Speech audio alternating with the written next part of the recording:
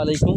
দেখেন ভাই, কি সুন্দর গাছ ফুল শাপলা হয়ে রয়েছে, কিন্তু আমার আল্লাহ তো ফুটাইছে এগুলা। এটা আমার আপনার ক্ষমতা আছে একটা শাপলা ফুটাইছে? কখনোই না। কিন্তু আল্লাহ পাক বলছেন, যেই বান্দা আমার জন্য ভালো কিছু করবে, আমার হুকুমগুলো পালন করবে, আমি তার জন্য এর চাইতে উত্তম জিনিস আমি জান্নাতে তার জন্য রাখছি। যেরকম দেখেন, আমি যদি 5 ওয়াক্ত নামাজ পড়ি, আমার আল্লাহ বলছে তুমি 5 ওয়াক্ত নামাজ পড়ো, 5 বার আমার ডাক দেওয়া, আর আমি তোমার পিছে 10 বার ডাকে সারা দিই। সুবহান আল্লাহ। তা আসুন আমরা 5 বার 5 ওয়াক্ত মসজিদে আল্লাহকে ডাকি, আল্লাহ আমাকে আপনাকে 10টা ডাকে জবাব দিবে।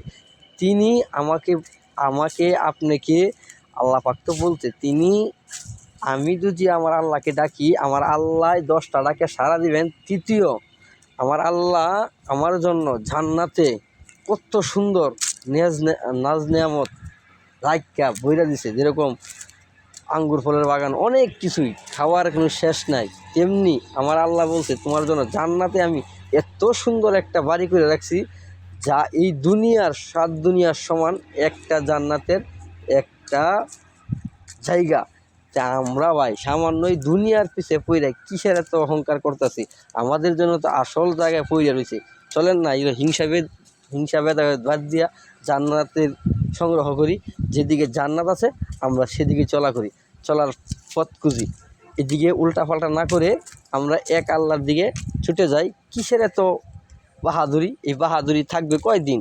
10 দিন, 5 দিন, 1 দিন। এই থেকে আমি যদি সামনের দিকে আগাই, আমার বাহাদুরি শেষ। কেননা আমার আল্লাহ বলেছে আমি একজন আছি।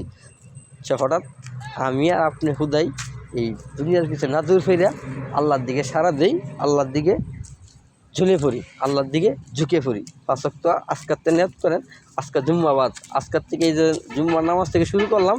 আর 1 ওয়াক্ত নামাজ আমি কায়জা করবো না, 1 ওয়াক্ত নামাজ আমি ছেড়ে দেবো না। আজকের থেকে আমি 5 ওয়াক্ত নামাজ ঠিকই আল্লাহর ঘরে গিয়ে পড়বো। আজকের পর থেকে আর নামাজ কখনোই আমি মিস দেবো না। আল্লাহ তুমি আমাকে হেদায়েত দিয়ে দাও, আল্লাহ তুমি আমাকে সঠিক বুঝ দান করার ক্ষমতা দিয়ে দাও। আমিন।